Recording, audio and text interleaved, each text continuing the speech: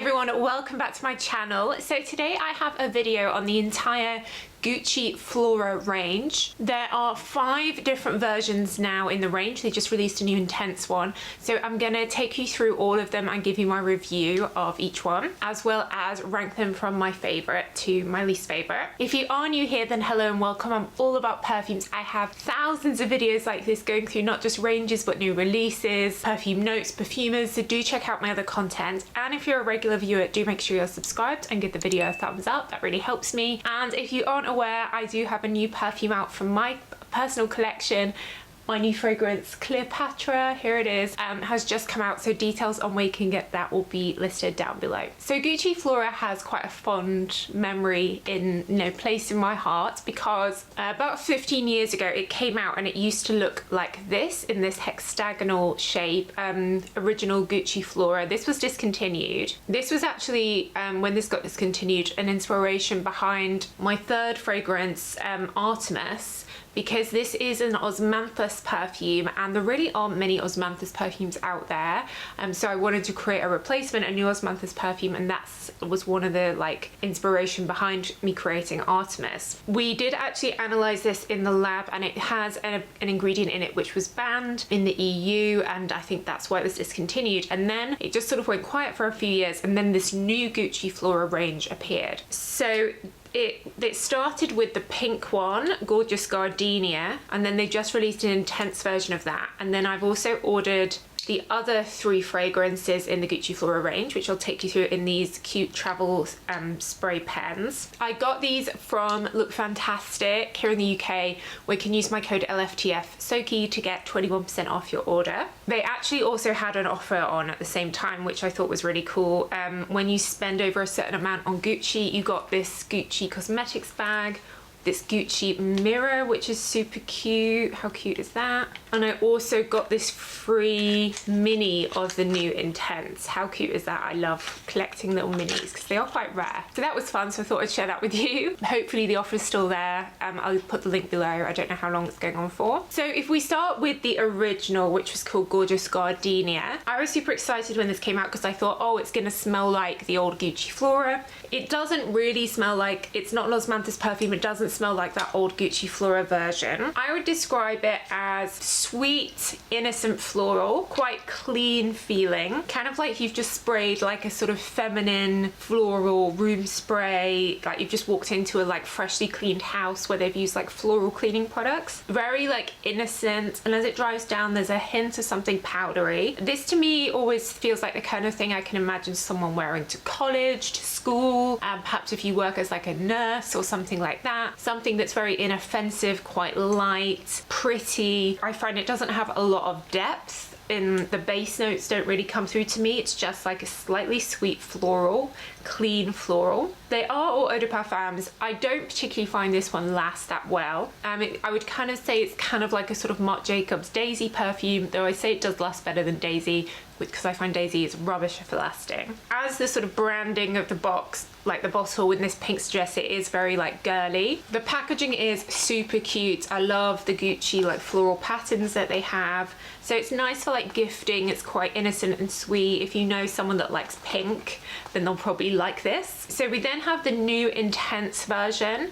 So this one has this darker colored bottle, and the packaging is the same floral design, but in this darker sort of crimson-y, purpley burgundy color. Now this one I definitely prefer to the original. At first you actually get a orange note, a mandarin orange in the opening, and then you do smell, I personally smell the gardenia note in this more than in the original, because it doesn't have that sweetness coming through. Gardenia is a very delicate white floral, quite sparkling, reminds me of something like magnolia blossom, cherry blossom, that sort of spring delicate flower smell. But then as it settles down, there is a base note of sandalwood, which gives it more depth, makes it a bit more interesting, and I do sense that fruitiness from the orange throughout, which is nice. So I personally prefer this to the original. I think it's better. I think it performs a bit better as well, though I still wouldn't say it was super intense. But I do think this is my favorite from the range so far, this new Intense version. It is slightly more expensive than the other ones.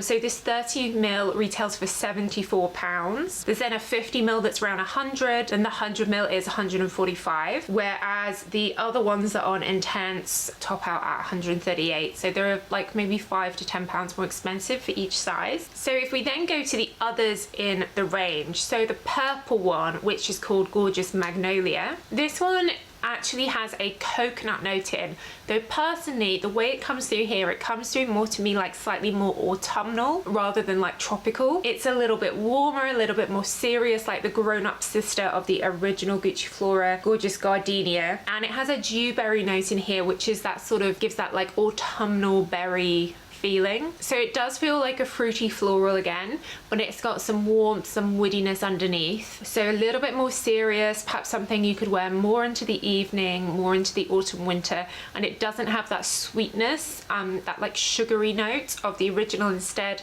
it's more of a fruity floral. So yeah, I'd say again this would be fine for like the office, but it's more, it feels a little bit more eveningy, a little bit more serious. We then have the yellow one called Gorgeous Orchid. So this one is more vanilla-y than the others.